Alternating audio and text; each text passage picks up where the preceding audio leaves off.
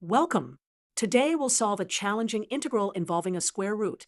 Let's find the definite integral of the square root of x squared plus 1 from x equals 0 to x equals 1. Let's first visualize what this function looks like.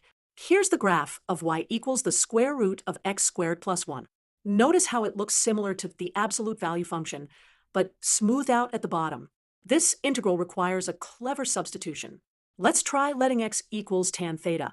This substitution is suggested by the form under the square root x squared plus 1. When we make the substitution, x squared plus 1 becomes tan squared theta plus 1. This is equal to secant squared theta, which is a fundamental trigonometric identity. Now, let's change our limits of integration. When x equals 0, theta equals 0.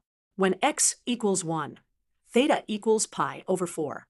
Putting this all together, our integral becomes the integral from 0 to pi over 4 of secant theta times secant squared theta d theta, which simplifies to the integral of secant cubed theta d theta.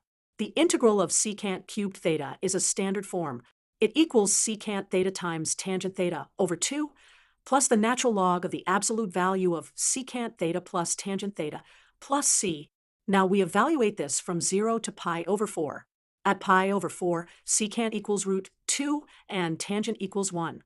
At 0, secant equals 1 and tangent equals 0.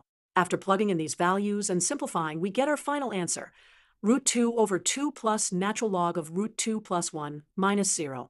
And that's our solution. We used trigonometric substitution to transform a difficult integral into a standard form that we could evaluate.